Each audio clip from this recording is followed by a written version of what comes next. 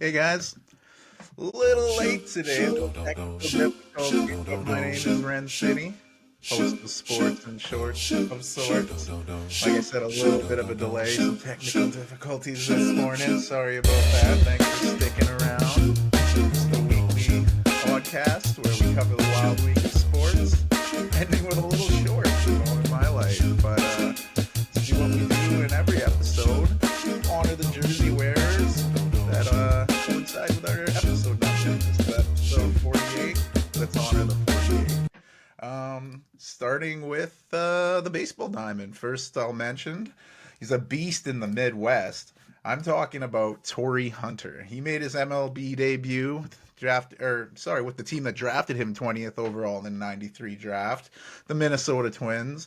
Hunter would take a few years until he was starting regularly, and then after a hot 2000 start, his averages dropped a bit, and he was sent to the minors to work on his game. He lighted up coming back with the Twins, and he was swinging. He was known more for his defensive prowess and would win 9 straight Gold Gloves. He'd make his first All Star game as a Twin as well, and in that game he'd rob Barry Bonds from a home run and what many called the catch of the season. He'd make another All Star appearance as a Twin before moving to the Angels. As an Angel in Los Angeles, he'd make 2 more All Star games. He thrived out there. He'd then move to the Tigers, where he'd make his last All Star game. Then he'd play his last season where it all started, back in Minnesota. So when it was all said and done, 5-time All Star, 2-time Silver Slugger. He's in the Minnesota Twins Hall of Fame for all he did in Minnesota. Not in the Baseball Hall of Fame yet. I'm not sure if he'll get in, but excuse me. Going from a retired player to a current one, next on our 48 list, pitcher Jacob DeGrom. DeGrom started off as a shortstop before getting converted to the pitcher before starting his junior year at Stetson. This led to the Mets drafting him in the 9th round of the 2010 draft. He would not make his rookie debut until 4 seasons later, and once he was up, he was up. During his rookie campaign, he won NL Rookie of the Year. This play continued to develop from there, and he became an important piece of those really good Mets teams. He's made 4 All-Star games. He's made the All-MLB first team twice. He's led the NL in strikeouts twice and an ERA once. He won back-to-back NL Cy Youngs in 2018, 2019. He signed a huge deal to leave the Mets for the Rangers. Excuse me. And after looking really good in those starts, he'd pick up an injury requiring Tommy John surgery to repair that torn UCL in his right elbow. But DeGrom's one of the best pitchers of his generation, I'd say, and I imagine he'll come back from this Tommy John surgery better than ever. At least I'm hoping so. We'll stick with the pitchers. This one we're going to a retired one, Cleveland legend Sam McDowell. He was called Sudden Sam for his very calm pitching motion. He started his career with the Cleveland Indians, as they were called, and it took him a few seasons before he'd become a consistently good pitcher. He started to show flashes in '64, and he'd break out the following season, earning first of his 6 All-Star appearances. He'd lead the AL in strikeouts and ERA that season. He'd lead the AL in strikeouts 4 more times over his career. He'd go on to play with the San Francisco Giants, Yankees, and his last season was with the Pittsburgh Pirates. But like I said, he'll be mostly remembered for his time in Cleveland. He's in the Guardians Hall of Fame, as the team's now known. And also, kind of a fun fact involving Sam McDowell is the character Sam Malone, the alcoholic ex-Red Sox pitcher portrayed by Ted Danson in the series Cheers, was based off Sam McDowell. I mean, there's good parts of that and there's bad. It's like, hey, I'm part of a show, but hey, I was part because I was an alcoholic. But hey, it worked out, I guess. We'll stick with retired MLB pitchers. Next 48 on the list, Rick Ruschel. Some called him Big Daddy for his quickness despite his larger size. He was drafted in the 3rd round of the 1970 draft by the Cubs. He'd spend a few years in the minors before getting that call up to the big show. His best season probably came in '77, which was also his first All-Star game. After a few more seasons in Chicago, he was traded to the Yankees, where he'd make a World Series appearance but lose to the Dodgers in a classic. Then he was quite ineffective in the series, actually. Many thought his career was done, but he'd return to the Cubs, where he spent most of his time with injury. His most time out with injury, and after his second stint there, he'd go to the Pirates. He had a good season, enough to win NL Comeback Player of the Year. Then he'd get traded to the Giants, and he was a presence on a contending team. He'd make 2 more All-Star appearances, and even help the Giants get to the '89 World Series. The first in the franchise since '62. They'd lose to the eventual champion Athletics, and that left Urusha ringless for his career, but regardless, he's in the Cubs Hall of Fame, the Giants Wall of Fame, and he's one of two pitchers in MLB history, alongside Frank Tanana, to give up a home run to both Hank Aaron, who we honored in episode 44, and Barry Bonds, who we honored in episode 25, the two top home run hitters in MLB history. So that's kind of cool. Sticking with larger sized baseball players, not many larger than the Kung Fu Panda, Pablo Sandoval. Venezuelan-born Sandoval is most remembered for his time with the Giants in San Francisco.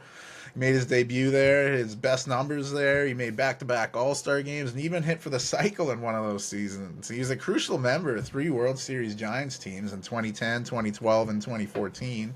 He won the World Series MVP on the 2012 team. He'd signed big money to join the Red Sox, but he'd never live up to that. And he just got bigger with his weight issues. And he returned to the Giants in hopes of resurrecting his career, but it never panned out. He'd try out with the Braves, similar outcome. His last ditch effort last year, he tried to make it in the Mexican League, but he was released and he hasn't been signed since. But hey, the Kung Fu Panda, he peaked early and he battled some weight issues, but when he was on, there weren't many better. I don't see him making the Hall of Fame, but hopefully he gets some honors with San Francisco. He was a big part of those title-winning teams. Next baseballer on this 48 list, Ralph Garr, most known for his time with the Braves, and he played collegiately with Grambling State University. Phenomenal hitter and speedster, which earned him the nickname Roadrunner.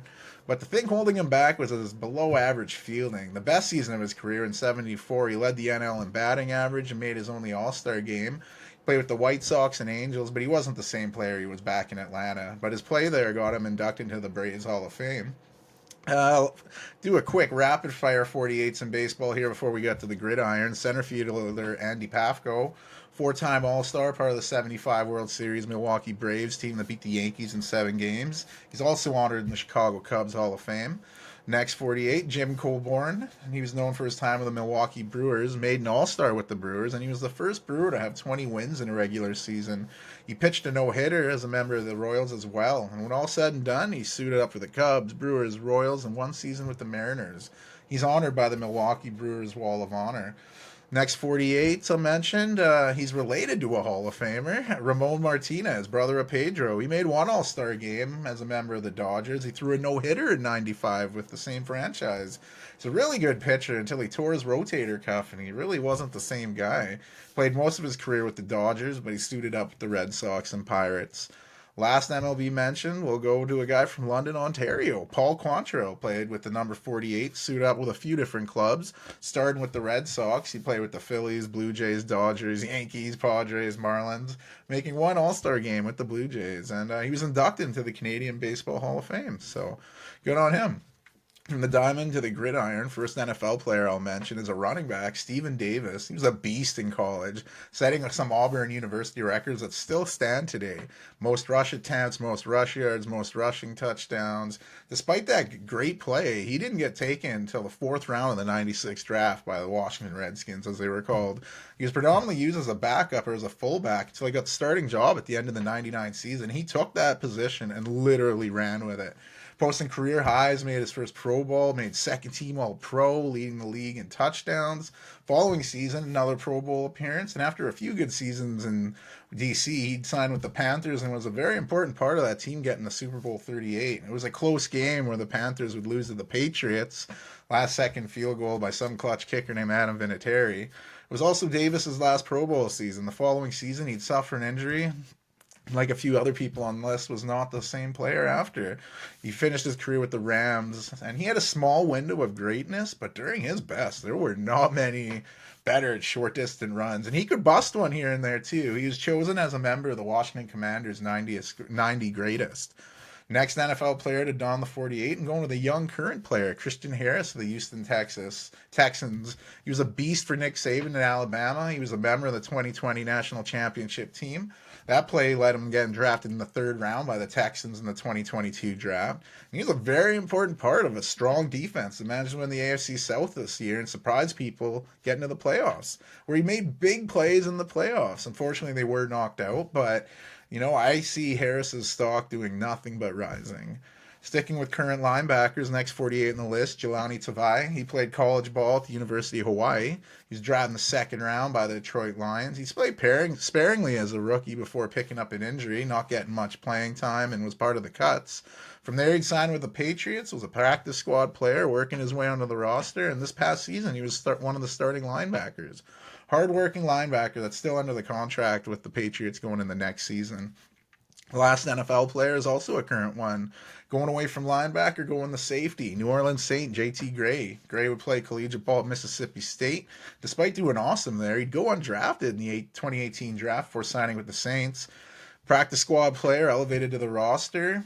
Good special teamer, making second team All Pro as a special teamer. And then in 2021, he'd make his first Pro Bowl as well as first team All Pro. So he just worked at it. Like I said, going undrafted to becoming a Pro Bowler. Good on him. Jumping to the NBA, there were some really slim pickings. The best I could find, former Nazir Mohammed wore the 48 for 3 seasons with the Bulls. He won 2 titles at the University of Kentucky before getting drafted late in the first round by the Jazz, getting shipped to the Sixers. He was your definition of a journeyman player. He played at the Sixers, Hawks, Knicks, Spurs, Pistons, Bobcats, Thunder, and Bulls. He won a title with my Spurs in 2005, but he wore a different jersey number with them. He had a few in his days, but like I said, he was one of the longest tenured number 48 guys to get on this podcast. Right now, Nazir is a general manager of the OKC Thunder's G League team, the Oklahoma City Blue. He's also a scout for the Thunder, and they scout well, so he must be doing pretty good. We'll leave the basketball court and end up on the hockey rink. First 48 mentioned, Danny Briere. Briere was a great player in Quebec that led him getting drafted in the first round, the 96 draft by the Coyotes. He began his NHL career splitting time between the Coyotes and their AHL affiliate, the Springfield Falcons, where he put up some big numbers, winning the Dudley Red Garrett Memorial Award for Rookie of the Year in the AHL. That would get him a permanent spot in the NHL roster. He was dealt to the Buffalo Sabres in a deal that brought Chris Gratton back to Phoenix. There was a strike, so Briere played in Switzerland. After the strike, he returned. He was a star in Buffalo, a goal machine, earning the nickname Cookie Monster for shooting top shelf all the time, where Mama hides the cookies. He'd make an All-Star game in 2007 with the Sabres and even won the All-Star game MVP. As a free agent, he'd signed with my Flyers, and he'd have some pretty good years there, too, helping get in the Flyers of the Stanley Cup Finals, leading all players in points on that finals run. However, they'd lose to the Blackhawks in 6. Briere would add one more All-Star game to his resume as a Flyer before finishing his career with Montreal and then Colorado. He's also represented Canada internationally and won a gold medal at the World Juniors and has won 2 gold medals at the World Championships. And right now, he's still with the Philadelphia Flyers at the general manager role, so sticking with the franchise, one of the teams he played for. My last 48 mention is current NHL player Thomas Hertl. Czech-born player, was lighting it up in his home country as a youngster, which led to the San Jose Sharks taking the center 17th overall in the 2012 draft. He's been nothing but consistent for the Sharks, having productive season after productive season, spending the entirety of his career with the team that drafted him. He's made 2 All-Star games, including the event that just went down in Toronto. Hertl also represented his country as part of the bronze medal-winning Czech team in the 2022 World Championships. So yeah, some good number 48s in there.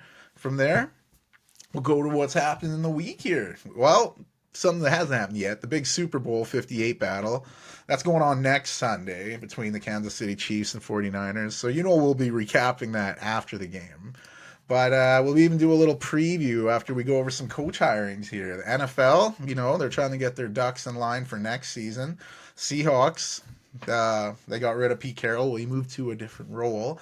They may name Baltimore Ravens defensive coordinator Mike McDonald as their new head coach. 36-year-old become the NFL's youngest guy. That's my age. Oh, my God. Jesus, that's cool. Only a day after losing their defensive coordinator, Mike McDonald, who, like I said, just went to Seattle, the Ravens acted swiftly and hired from within. John Harbaugh promoted inside linebackers coach Zach Orr into the defensive coordinator role. The move surprised people a bit, as Orr has just 3 years of experience and is 31 years old. But the Ravens see him as a rising star, and they fear if they wouldn't have promoted him, they would have lost him. He was an undrafted free agent out of North Texas who made the Ravens as a rookie and excelled, but had to retire at the age of 25 due to congenital spine condition. He went into coaching from there, and he's really done well at it. I love that they're keeping him. We'll see. Hopefully he does a good job there. The Washington Commanders hired Dan Quinn to be their next head coach. 53-year-old stays in the division after being a defensive coordinator in Dallas. Quinn was also a head coach, spending 6 seasons with the Atlanta Falcons from 2015 to 2020. Sticking with the Commanders, I guess Eric Bieniemy's got nowhere to go with Quinn coming in. He got the boot, and look who's coming in. Cliff Kingsbury coming back to the NFL. It sounded like he was going to the Raiders and then did the last-minute switcheroo, and he's going to be a Commander now. My Green Bay Packers hired a new defensive coordinator after letting Joe Barry go. They went to the collegiate ranks and hired Jeff Hafley. Jeff Hafley spent the past 4 seasons as the head coach of the Boston College University. So it's interesting you're leaving a head coach position for a coordinator position, but it is the NFL. If that's your goal, good on him. I'm looking forward to see what he can do with the defense, who in the second half of the season looked a lot better. Sticking with defense, the Miami Dolphins replaced Vic Fangio with new defensive coordinator Anthony Weaver. He was with the Ravens last year as an assistant head coach and defensive line coach. Those Ravens were getting plucked after things fell through with Kingsbury. And we were wondering where the Raiders would go. They went with former Bears offensive coordinator Luke Getsy to run the offense. It's a little questionable. His offense wasn't always super good in Chicago, but a lot of good jobs out there. Who's going to join Mike McDonald in Seattle as his new coordinators on both sides of the ball? Who's Harbaugh bringing in as coordinators? Cowboys and Commanders, their defensive jobs are still both available. So a lot of good opportunities for some work there. We'll see who takes them. But hey, that's all down the road talk. Let's talk with the big game. Football! Super Bowl 58. It's coming up, right? Tough news for the Chiefs, though. They'll be out without Charles Omenihu. The guy made a big strip sack in the AFC Championship game, but he had to leave the game with the injury. Turns out that was a torn ACL. Brutal way to end the season for the big guy. And I know this is where Patrick Mahomes does his heroic shit, comes in, wins the Super Bowl, but there may be something on the quarterback's mind. His dad, Patrick Mahomes Sr., was arrested on suspicion of DWI in Texas. That's his third DWI. What the hell? And that can carry up to 10 years of prison in Texas. You know, I'm not saying he'll get 10 years, but third time's usually the charm. We'll see what happens with Mahomes, and we'll see where his mind will be come kickoff. So maybe this is the year Ren City kind of gets a prediction right. Back in the NFL season preview special I dropped September 7th, I picked the 49ers to win the Super Bowl. Christian McCaffrey winning Super Bowl MVP. Granted, I picked it over the Buffalo Bills, but hey, I'm still kind of close, right? So I'm rooting for that, but we'll see what happens, you know. Who's going to step up on this offense for the 49ers? There's stars everywhere. Kittle, Ayuk, Debo, a wild card comes in, maybe Elijah Mitchell or something. Anything can happen. Can Brock Purdy silence all those critics and haters with the nice Super Bowl ring to rub in their faces? Or will he come up short? Give those haters extra fuel. We know what Mahomes and Kelsey can do. Is this Kelsey's last dance? Will he join his brother in retirement? Can the 49ers disturb Mahomes enough to give their defense the edge? 49ers acquired pass rusher Chase Young to impact the defense in big moments, and he's not really done anything. There's talk he might not even play in the game. He might get benched for lack of effort. That would be devastating. He's got to show up and make a big play because I'm picking the 49ers. Picking them to win 27-23. Christian McCaffrey winning MVP. Usher kicking ass at the halftime show. And I'll imagine there'll be a dope Taylor Swift single made from all the heartbreak of the Super Bowl loss. But we'll see. We'll see. It should be exciting. Get your popcorn. F1 news. I don't usually mention F1 this early in the show or in the off season, but massive news. 7-time F1 world champion Lewis Hamilton set to leave Mercedes for Ferrari in 2025. The Mercedes announced Hamilton will leave the team following the 2024 season after activating a release option in his contract. The 39-year-old won 6 of his 7 titles with Mercedes, and it didn't take long for Ferrari to sign a multi-year contract beginning in that 2025 season. It'll be Hamilton's 19th in F1, and that pairing of Hamilton and Charles Leclerc should be fun to watch. But what about Carlos Sainz here? I mean, that's not good news for him. He's driving for Ferrari this year and for some future work. We know the Spaniard's a very capable driver in F1. I read maybe Williams. I don't know about that. Ferrari to Williams. You don't want to do that. But hey, a job's a job. We'll see what happens. We'll leave the racetrack. We'll go to some footy here. This crazy AFCON that's going on in Africa, the Cup of Nations. We had Group B winners, Cape Verde. This is their round of 16, taking on Mauritania. Cape Verde dominated most of the possession, but the only goal came really late. Dangerous cross into the box led to a penalty. Cape Verde got the penalty chance. Ryan Mendes scored. That was it. Cape Verde, boom, onto the semifinals. the quarterfinals. And then you had a big matchup between Senegal and Ivory Coast. I had Senegal winning this tournament in the beginning.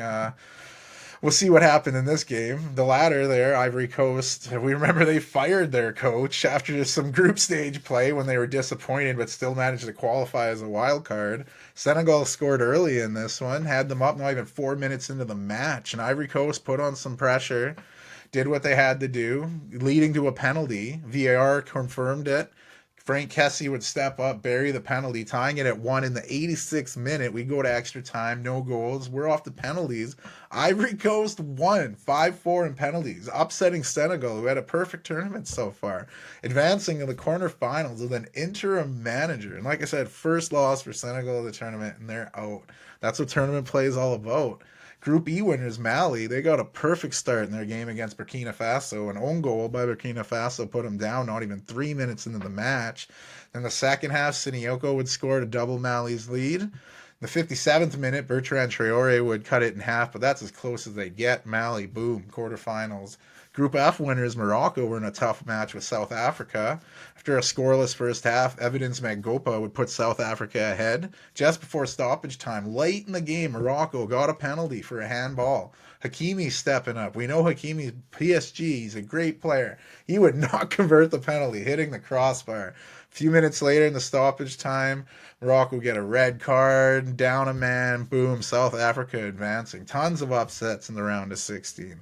The quarterfinals, you had Nigeria bouncing Angola. Ademola Lookman continuing his scoring ways, getting the only goal in that one. Another matchup had Guinea with more of the possession, but they could get none of the goals. The Democratic Republic of Congo would have some clinical goals as they took down Guinea 3-1. And nice to see former West Ham player Arthur Masiako get a nice clinching goal for Congo on their way to victory. Ivory Coast, like I said, fired their coach after the group play. Improbable tourney run. It's been something else. They find themselves in trouble against Mali. Mali would have a penalty chance early, but Traore would miss. Then the Ivory Coast would go down a man when Kasuna would pick up his second yellow card in the first half. And Mali would open the scoring in the 71st minute, having the extra guy. And then, Nene de Gorles, he wasn't even on the field 10 minutes before scoring. And it looked like Mali would have this game wrapped up. But then Simone Drinja equalizing in the 90th minute, forcing extra time. And that would add to the more craziness. A shot from deep would get redirected by Diakite, who would score in the stoppage time of extra time, the 122nd minute. Game winner. Diakite would take his shirt off, go celebrating, getting his second yellow card for that, so he'll be out the next match with a red. Then after the game, Mali's captain, Himore Traore, he went after the officials. The ref was pushing him back, throwing up a red card there. Just a crazy scene. These tournament games are crazy. The last matchup was between Cape Verde and South Africa. After no goals in 90 minutes, extra time couldn't produce any goals. We'd go to penalties, and South Africa would prevail, upsetting Cape Verde, advancing to the semifinals. And they're going on this week, y'all. Nigeria playing South Africa, while Cote d'Ivoire, Ivory Coast, play the Democratic Republic of Congo. These should be some entertaining games, representing Africa in a great way. Check them out. Some other midweek fitty, you had the German Cup game going on, some Pokal Cup. Some Bundesliga 2 teams involved. Dusseldorf and St. Pauli were all tied up and needed penalties where Dusseldorf would win. And the other match, FCK, no you in there, they beat Hertha Berlin 3-1 despite only having 30 possession of the ball. And then there's 2 quarterfinals going on this upcoming midweek, Leverkusen and Stuttgart, and third division side, Saarbrücken, taking on Mönchengladbach. That's tough to say all at once. Premier League, there were some league matches during the week and the weekend. During the week, Arsenal picked up a nice 2-1 win over Forest. Luton Town shocked Brighton. 2 goals in the first 3 minutes, setting up an Elijah Adebayo hat trick as Luton crushed Brighton 4-0. After going down on two different occasions, Crystal Palace showed some grittiness, coming back to beat Sheffield United 3-2. Another tough loss for Sheffield. Fulham dominated possession, but would finish with a scoreless draw with Everton, who was just happy to get the point. Newcastle went on the road and surprised the good Aston Villa team with 2 goals by Fabian Schär, so helping the Geordie club win 3-1. Man City continued their winning ways, beating former City captain Vincent Kompany's club Burnley 3-1. Tottenham would score 3 goals in an 8-minute stretch in the second half to pull off a comeback win over Brentford. Very chippy game. Both teams talking a lot of shit. After the game, it looked like Brentford's Ivan Toney was upset with the Tottenham keeper, Vicario. Vicario explained after the match, he was talking to me a lot during the match. When it was over, I just told him I hope he didn't bet on the result. It's a pretty big dig since Ivan Toney was suspended for 8 months for betting. So that's good trash talk, though. You need that. My West Ham played some really uninspired footy at home against Bournemouth. A dreadful giveaway led to the visitors going up 3 minutes in. Took a James Ward-Prowse penalty in the second half to save the point for my Hammers. Liverpool embarrassed Chelsea 4-1 in a game that set a new low for Chelsea fans. Then perhaps the game of the Premier League this past week between Wolves and Man U. Man U were up 2-0 after 22 minutes after goals from Rashford and Holland. And it stayed that way until the second half. Sarabia would convert a penalty to bring Wolves in it. But then Scott McTominay would cancel that out. And not even 3 minutes later. Then the 85th minute, Max Kilman would score, make things a little nervy. Then 5 minutes in the stoppage time, Pedro Neto would score for the Wolves, tying it at 3. Looked like we had a tie on our hands. Then the magic happened. 18-year-old Kobe Mainoo would go on a fantastic run before scoring and giving Man U the amazing 4-3 win. Like I said, crazy game. And all that midweek madness led into some pretty wild weekend footy. Tottenham looking destined for victory against Everton, but a stoppage time goal from 21-year-old Jared Braithwaite would secure the 2-2 draw for Everton. Brighton avenged their surprise result by taking it out on Crystal Palace. The home side trounced Palace 4-1 with 4 different goal scorers. 2 first-half goals in the first half by Fulham would get erased by 2 second-half by Burnley. Stoppage time goal by Fofana, his second of the match, would secure the 2-2 draw. Great game for the Chelsea striker, fresh on loan from Burnley. He just needed out of those Chelsea colours. Newcastle hosted Luton Town, a game featuring great goals and some not so great ones, but they were scoring from everywhere. The game was 4-4. Fans definitely got their money worth. Aston Villa, another team looking to avenge a tough midweek loss, took it out on Sheffield United. Big 5-0 win, 5 different goal scorers. Looking like the Aston Villa we're kind of more used to seeing. My West Ham looking to spark some magic in Old Trafford, but forgot their wands at home. Did not go our way. The youngsters up front killed us. Early goal for the 21-year-old Dane, Rasmus Holland, put Man U up early. Then 2 second-half goals from 19-year-old Garnacho put the game away. United fans had a lot to be happy about that youth scoring up front, but have to be crushed about the news. The defender, Lisandro Martinez, he just got back in the lineup from missing a lot of time with a knee injury, and this knee injury did not look good. It's expected he'll miss some extended time. Hate to see injuries on people that just come back. And another disappointing result for West Ham. We've now gone 4 league games without a win, but hey, it could be worse. It could be Chelsea right now. Chelsea hosted Wolves, and things look promising as Cole Palmer put Chelsea up 19 minutes in. But it went all downhill from there. 4 unanswered goals by Wolves, including a hat-trick from Cunha, really swung the game. They won 4-2. And I said Chelsea might have been at a new low earlier. Well, this is even lower. They're now 11th in the table. For a team that spent as much money as they have, that's got to be terrible. Bournemouth and Forest played to a 1-1 match, both goals coming in the first half. 1-5 into the match, 1 just before halftime. Biggest match of the weekend in between 2 title hopefuls, Arsenal and Liverpool. Arsenal looked the better team, and after Alisson made a save, Saka would knock it into the net to put Arsenal up. And then in the first half stoppage time, Liverpool would equalize. Some bad miscommunication between the Arsenal defenders and keeper David Raya. The goal would be given to a Gabriel own goal, but he could have gave it. It was dreadful. Second half, to seem to be a more even match game, Liverpool made a mistake similar to Arsenal's in the first. Bad miscommunication this time between Virgil van Dijk and keeper Alisson, who was way in no man's land outside the box, led to Martinelli getting the ball, and the Brazilian put it into the empty net, putting the Gooners up again.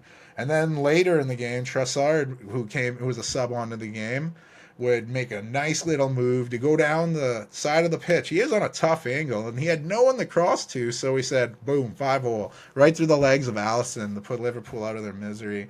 Big win for Arsenal. The last match of the match day was Brentford-Man City. Mopai put Brentford up in the 21st minute, but Phil Foden would score a hat-trick to give Man City the 3-1 comeback win. We know we've just honored Phil Foden last episode, wearer of the jersey 47. Looking at our table, we have some different factors. Liverpool is still atop of the league with a 2-point edge over Man City and Arsenal, who are tied.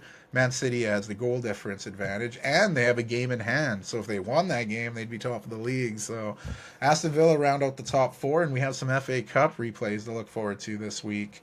La Liga, there were some make-up games in the midweek in Spain to make up for some postponed matches due to scheduling. Barcelona would need a second-half goal from Vitor Roca to get the 1-0 win over Osasuna. Atletico Madrid would open the scoring, and Rayo Vallecano would answer just before halftime. And after a late goal by Atletico was cancelled out by VAR, it looked destined for a draw. Then the 90th minute, walk-in and Memphis Depay would put Atletico ahead again. This time it counted, and they'd pick up the 2-1 win. Real Madrid would go on the road to play Getafe. 2 goals by Spanish big man Joselu wouldn't be enough to secure the win. And a moment at that game is getting looked at by Spanish officials. After a tough challenge between the 2 Englishmen, Jude Bellingham went in strong on Mason Greenwood. It's alleged that Bellingham called Greenwood a rapist. Well, we know that Greenwood is on loan to Getafe from Man U because of the flack of bringing him back into the Manchester United lineup following his attempted rape, controlling and coercive behavior, and assault charges back in October 2022. Those charges were dropped in February 2023 when there was no longer a realistic prospect of conviction. And Greenwood says he's innocent, he did nothing wrong. Bellingham says, "Fuck you, you rapist." We'll see what happens. We'll see what La Liga does about it. I think he can call him that. He was charged with it. Fuck it. I don't think he should be disciplined. That midweek play led to some fun games on the weekend. Athletic Bilbao hosted Mallorca, destroying them 4-0. 2 goals in the first 60 minutes by Berchichi really set the tone in that one. Barcelona had a thrilling match while visiting Alaves. Lewandowski put the visitors up in the first half, and that was doubled just 4 minutes into the second half by Gundogan. And then not even 2 minutes later, Omarodion would get a goal for the home side to make things interesting. Then it looked bad as Gundogan picked up an injury and had to get substituted out. Tough play for this team that has a lot of injuries right now. But his replacement, Vitor Roca, would come in just 4 minutes on the field, scoring a goal. And then not even 10 minutes after his goal, he'd pick up 2 quick yellow cards and get dismissed from the game. Talk about a roller coaster of emotions. Despite all that chaos, Barcelona would hold on to the much-needed win.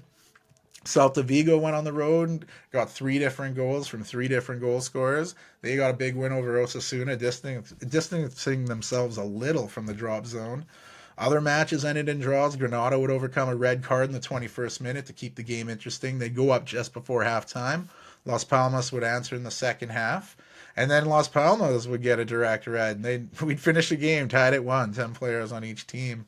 Villarreal and Cadiz would play to a scoreless draw, as well as Girona and Real Sociedad. Although Girona had scored in the game, VAR found a foul occurred minutes before the goal happened, which brought up the question, how far back do you go for a foul before a goal? Like, Real Sociedad cleared the ball, it had come back, and then gone in the net. Is that not a change of advantage? I don't know.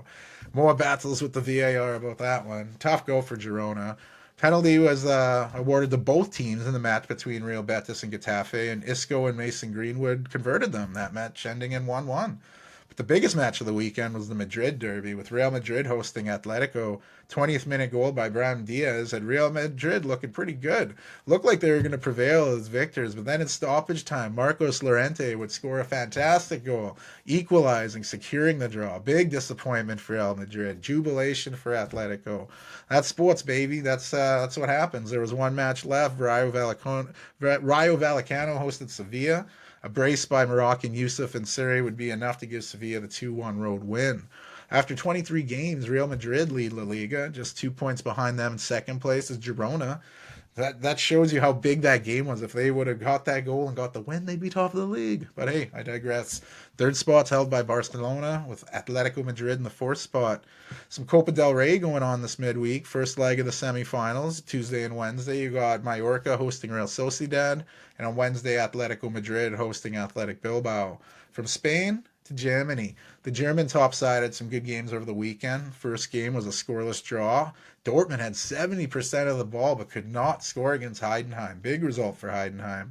Werder Bremen got a goal by Marvin Duksch not even 2 minutes into the match, and it would prove to be the difference as they won on the road against Mainz. Leverkusen continue their amazing unbeaten run. 2 goals by Nathan Tella. They got a 2-0 victory over Darmstadt, who continue to struggle. Stuttgart picked up a big road win over Freiburg. 2 goals in the first 7 minutes had Stuttgart rolling. Then the 18th minute Roll would get a red card, and Freiburg would have to play 72 minutes with a man down. First half of stoppage time, Kubler would give them some life with a goal, but Maximilian Mittelstach would get the dagger in the 74th minute for Stuttgart. Bayern Munich looked in trouble as visitors Mönchengladbach would go ahead in the 35th minute with Nico Elvede, but the home side kept their composure. 3 unanswered goals by Pavlovic, Harry Kane, and De Ligt gave Bayern the 3-1 win. Tough, though, for Canadian Alphonso Davies, who had to leave that game with injury. Hopefully it's nothing serious. Cologne picked up a surprising 2-0 win over Eintracht Frankfurt. They finished the game with 9 men after 2 guys got red cards. Leipzig would wrap the weekend up with a big 2-0 home win over Union Berlin. They've been struggling lately, so that's a big win for them. Mainz will host Union Berlin midweek to make up for their post-game due to weather earlier this season. Looking at the table, Leverkusen still unbeaten, still leading the Bundesliga. They have a 2-point lead over rivals Bayern Munich. Massive match next Super Bowl Sunday, 11:30 a.m. Saskatchewan time. Leverkusen, Bayern Munich, a game that could decide the title. I wore the Bayern München jersey today. It's an honor. That's a big game. That's a good prelude to the Super Bowl for sure. Third position is Stuttgart with Dortmund in fourth, and that Leipzig win have them just 1 point behind Dortmund in fifth. Here's Syria, head to Italy. Some good matches there. Shocking start to the weekend as Fiorentina looked to have completed a comeback, scoring 2 second-half goals to cancel out Lecce's first one. But a 90th minute goal by Piccoli and a 92nd minute goal by Patrick Dorgo put Lecce back ahead, and they pulled off the upset, winning 3-2 in front of a raucous home crowd. AC Milan were down 2-1 on the road to Frosinone, and then a 72nd minute goal by Matteo Gabbia and an 81st minute goal by Luka Jovic put Milan ahead for good as they won 3-2 with that comeback win. Bologna hosted Sassuolo, and after going down 1-0 just 13 minutes in, they'd equalize and then find themselves a goal down again just 10 minutes later. Then a span of 13 minutes in the second half, they went down 2-1 to up 4-2. Massive comeback. Crowd going bananas as they picked up the win. It was comeback fever this weekend as Napoli caught a little bit of it themselves. After 72 minutes without a goal, Verona would go ahead through Diego Coppola. Then in an 8-minute stretch, Napoli would get 2 goals, find themselves leading 2-1, and they'd hold on for the win. Big win for last year's champions who have been struggling this season. Atalanta put on a dominating performance in their 3-1 win over Lazio. 2 goals by the 22-year-old Belgian Charles de Ketelaere.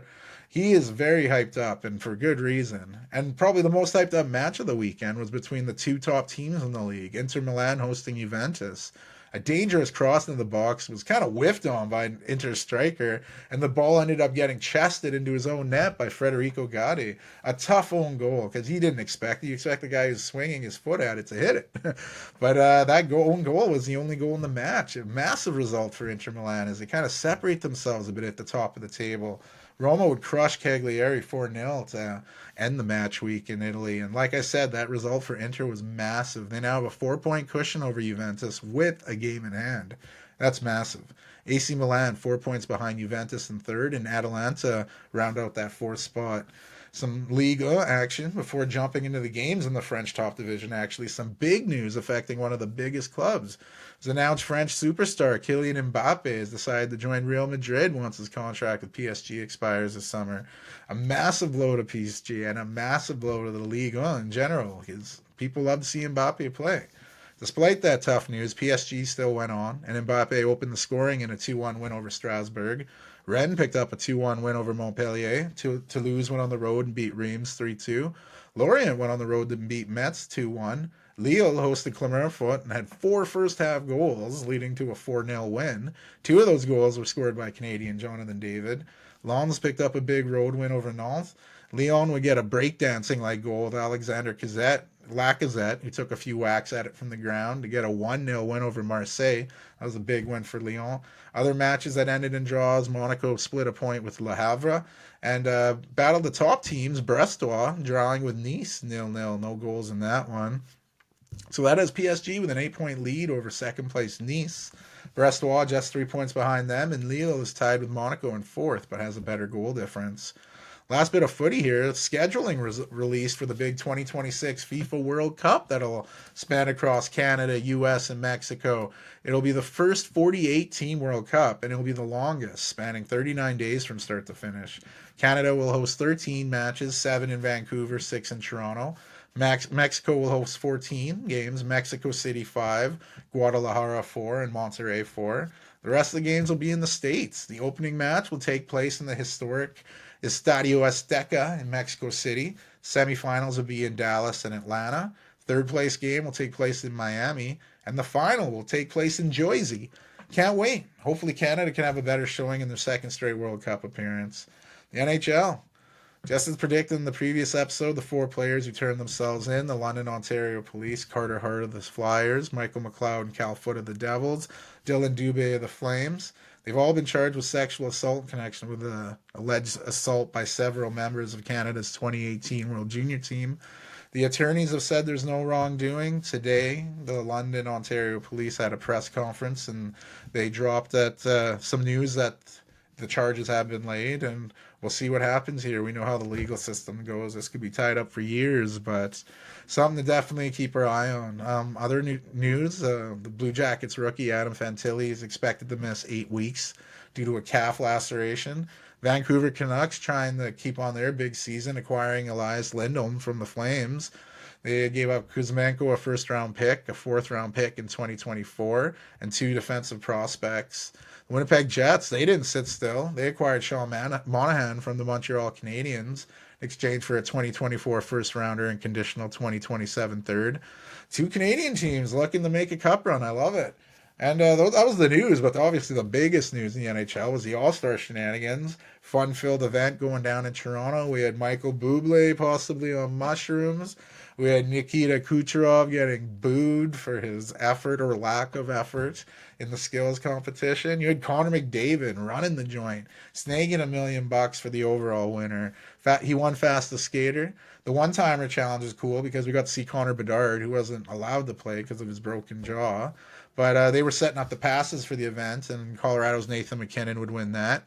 The passing challenge needed video to determine the winner. It was that close, and it was Vancouver Canucks' Elias Pettersson, who had just barely beat Makar of the Avalanche. But Makar would make up for it, winning the hardest shot challenge with a shot of 102.56 miles per hour, just barely topping JT Miller. Stick handling went to McDavid, as well as accuracy, shooting, and the obstacle course. The one-on-one event was kind of cool. You know, a skater got to choose a goalie and go at him for 60 seconds. Toronto's William Nylander won that one. Alexander Georgiev of Colorado made the most saves, which earned him a cool $100,000. The big All-Star game, Team Matthews, 4 Leafs on that team. They beat Team McDavid in the final with a score of 7-4. Team captain Matthews would win MVP of the game, and celebrity captain Justin Bieber rocking one heck of an outfit. Cool looking game for sure. Looked like a lot of success in Toronto. You know, I was an All-Star game. They had people talking about some good positives. Maybe the Kucherov thing not so good, but otherwise it seemed like a pretty good success. Now those festivities are done. Teams can concentrate on their run to the Cup. We already saw a few teams make some moves. We'll see how that goes. We'll go to some college hoops. The men's side, Big 12 Texas battle. Houston prevailed in overtime to beat the Longhorns. Duke beat up on Virginia Tech in ACC play. Throughout the rest of the week, you had a huge upset in the ACC as North Carolina suffered their first loss in conference play, losing to Georgia Tech of all teams by a Nathan George game winner. Another big upset in the SEC this time. South Carolina going on the road and beating a very good Tennessee team. TCU continued to roll in the Big 12, taking down Texas Tech. Kansas and Oklahoma got back on winning ways, with Kansas beating OK State and Oklahoma beating Kansas State, respectively. Illinois and Marquette won big conference matchups, and Colorado State bounced back after some losses. The nice win over San Diego State. Number 1 team in college basketball, UConn, continued to look like a beast in the Big East, beating Providence. Some SEC battles had Auburn getting back on winning ways, thumping Vanderbilt. And Alabama won a big one over Georgia. Also in the SEC, Florida took Kentucky to overtime and triumphed over the Wildcats. Purdue picked up a nice Big Ten win over Northwestern, and Baylor beat UCF in the Big 12. Nebraska, they'd run the momentum of a hot second half to beat a ranked Wisconsin team in Big Ten play. Arizona flexed their muscle in conference play, beating Cal. Butler would shock Creighton in Big East play, beating them by 1 point on the road. That Creighton team is hard to trust this season. Anytime you have faith in them, they drop a game. Dayton still looking good in the Atlantic 10, beating St. Bonaventure. On the weekend, you had the number one team in college ball still looking good, with UConn beating St. John's now. Staying in the Big East, Marquette picked up a nice win over Georgetown. One of the best rivalries in sports, Duke and North Carolina. This was all North Carolina. They easy took care of the Dukies, dropping a Dookie on them in that one. The Big 12, there were some juicy matchups. You had some two top 10 teams, Houston and Kansas, going at each other. Jayhawks would prevail at home. Baylor was able to hold off a barrage from the Iowa State Cyclones to win that one by 2. Cincinnati beating another ranked team, shocking Texas Tech, giving them another loss. BYU beat West Virginia. 2 upsets in the Big 12. UCF, this team is hot and cold. It's hard to predict them. They beat Oklahoma, and TCU beat Texas. Big 12, Big 12 hoops have been, probably some of my favorites to watch this season. SEC hasn't been too bad either. Alabama picking up a big win over Mississippi State, and Auburn beating Ole Miss. The juiciest match of the SEC this weekend was Tennessee and Kentucky. Another battle between two top teams in the country. It was a close one, but Tennessee would distance themselves in the second half and pick up the big win. And Sunday, we'd wrap it up with some big play here. You'd have Purdue and Wisconsin. That one went right down to the wire. And you'd have Purdue prevailing with the victory. Nebraska, again, taking a ranked team, again to overtime, except this time they'd come up a little short. So that was a big bummer. And quick correction here. I said TCU beat Texas. As I was reading that, I'm like, that doesn't sound right. Texas beat TCU. There we go. But yeah, another crazy game. Arizona was down at halftime to Stanford, but would come back and dominate. A little bit of a brain fart there. On the women's side, LSU started the week awful, suffering their second loss in a row, losing to Mississippi State. That's already LSU's 4th loss of the season, 3rd in conference play. West Virginia would beat up on UCF. Paige Becker scored 21 as UConn picked up a nice bounce-back win over Villanova. Creighton triumphed over Marquette in the Big East as well. Caitlin Clark dropped 35 points, 10 dimes, and 6 boards in a one-sided win over Northwestern. Staying in the Big Ten, Indiana took down Maryland, and another huge upset was Oklahoma giving Kansas State just their second loss of the season and their first in Big 12 play. Best team in women's college basketball continued to look that way, and South Carolina dominating Auburn. Some great play in the ACC, had battles of top 25 teams. NC State won over rivals North Carolina. Louisville beat Syracuse, and also in the ACC, Notre Dame crushed Georgia Tech. Virginia Tech beat rivals Virginia, and Ohio State continues to look great in the Big Ten, beating Wisconsin. And in a great battle in Texas, the Longhorns picked up a big win over the Baylor Bears. Some awesome Pac-12 games going on Friday. The biggest and best was the game between USC and Stanford. Stanford were favorites going in, but Juju Watkins said, yeah, I don't think so. The freshman guard dropped the USC record, 51 points, in the big win over Stanford. Amazing to see her play. You got to watch the highlights of that. Future face of college basketball right there. And also in the Pac-12, Colorado took down Washington State, UCLA beat Cal, and Utah beat Washington. Caitlin Clark continued her amazing play on the weekend, scoring 38 points in a big win over Maryland. She closes down on Kelsey Plum's scoring record. West Virginia, Gonzaga each picking up conference wins. Sunday, you had some big SEC matchups. It looked like Ole Miss had a chance against South Carolina, and then at halftime, they were like, oh yeah, we're South Carolina, and won by almost 30. They still look like the best team in women's hoops. LSU bounced back from a rare 2-game losing streak to crush Florida by 40. The Big 12, as they always do, had some big games. Texas won again, this time upsetting Kansas State, giving them their 3rd loss. Back-to-back losses for Kansas State. Baylor bounced back from a loss to beat Houston. Stanford bounced back from that USC loss to beat UCLA by 20. Colorado continued the roll as they beat Washington. Utah beat Washington State. And a huge win for the Beavers of Oregon State as they took down Oregon. USC won again, this time beating Cal. Juju didn't get 51 this time, only a game-high 29. She's something else. ACC Notre Dame continued to kick ass. They took down Pitt. Virginia Tech needed overtime, but they triumphed over UNC, giving them another loss. UConn picked up a big win in the Big East play, and Ohio State had a great second half to come back and beat Indiana in Big Ten play. There's some WNBA news. That season's not coming up yet, but some big signings and moves here. LA Sparks acquired Canadian Kia Nurse in the fourth pick in the 2024 draft from the Seattle Storm in exchange for the 2026 first round pick.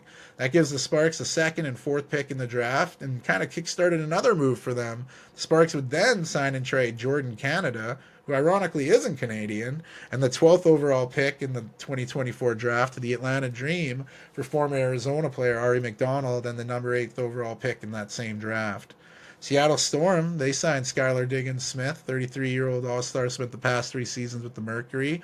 And they didn't stop there. With the biggest move, maybe, signing 8-time All-Star forward Nneka Ogwumike, 33-year-old who spent the entire career with the Los Angeles Sparks. So lots going on in the sport. Like I said, big Super Bowl coming up. Tons of footy throughout the week. Holy japers. College hoops is ramping up. Because you know what, this is February, and you know what next month is in college hoops. We'll be talking more then.